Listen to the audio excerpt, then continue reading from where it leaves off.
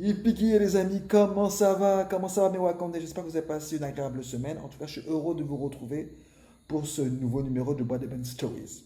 Aujourd'hui, une fois n'est pas coutume, nous n'allons pas parler d'un photographe ni même d'un peintre, mais de moments uniques dans l'histoire de la pop, à savoir le tube légendaire We Are the World. Nous allons découvrir ensemble les réseaux du succès de ce tube iconique. Let's go!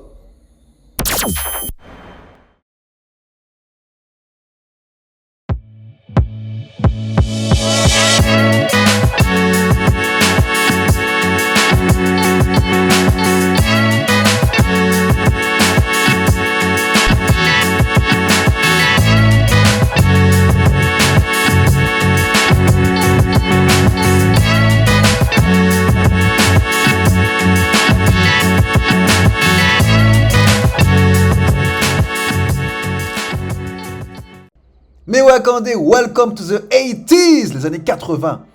Les années 80 sont une décennie où la télé acquiert clairement ses lettres de noblesse. Les audiences TV explosent grâce au succès notamment des feuilletons en prime time, tels que Dallas ou encore Dynasty, mais aussi grâce aux sitcoms familiales tels que The Cosby Show, une référence à la matière, mais aussi surtout grâce aux vidéoclips.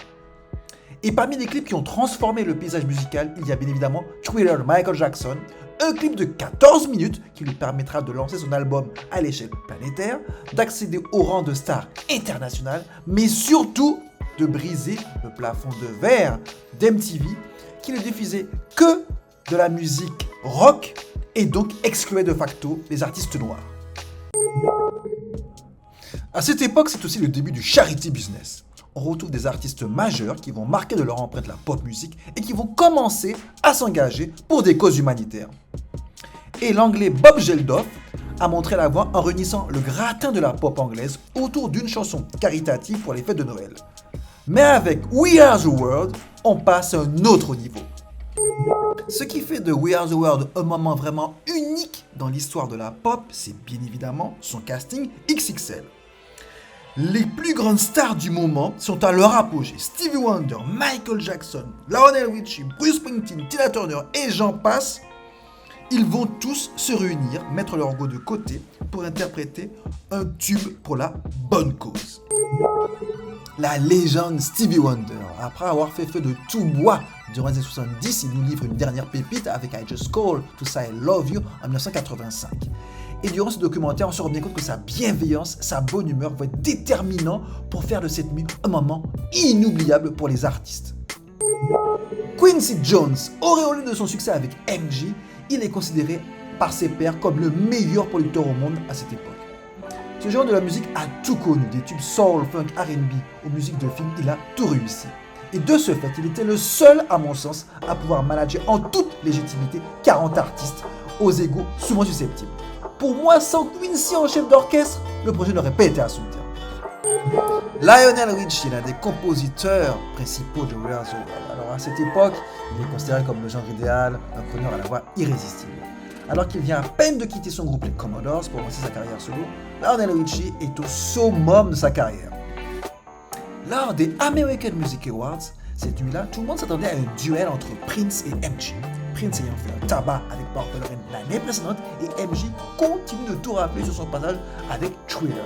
Mais au final, c'est Lionel Richie qui va mettre tout le monde d'accord en remportant 6 American Music Awards. Lionel Richie aura réussi à se glisser entre ces deux monstres de la pop music, ce qui n'était pas une mince affaire à l'époque. Mais c'est surtout Lionel Richie qui va fédérer les bonnes énergies autour du projet afin que ce soit une réussite. MJ, depuis Thriller, lui continue de battre tous les records de vente. Il marche sur l'eau, il transforme tout ce qu'il touche en or. On est en pleine Jackson Mania et ce succès attire donc forcément les autres artistes sur ce projet inédit.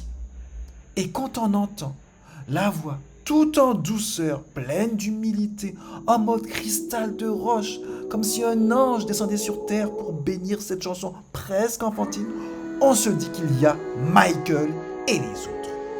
Cette performance vocale exceptionnelle fait évidemment penser à un autre tube dans ce répertoire tout aussi magnifique, à savoir Human Nature.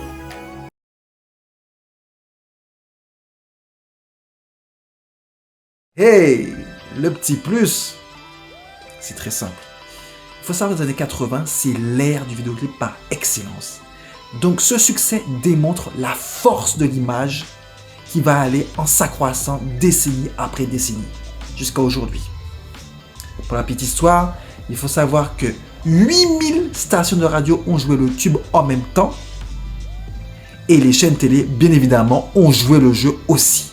Résultat des courses, ils ont réussi à soulever 63 millions de dollars. Record à battre. Alors moi je vous pose la question, est-ce que vous pensez aujourd'hui, à l'ère des réseaux sociaux, qu'il est possible de réitérer le même succès, c'est-à-dire d'attirer des stars, les meilleurs du moment, afin de reproduire un tel succès, sachant qu'il y a des agents, il y a des égos, c'est beaucoup plus compliqué. La question est posée. Quoi qu'il en soit, on se retrouve dans 2 semaines en espérant que vous vous portez le mieux possible. A plus, ciao ciao.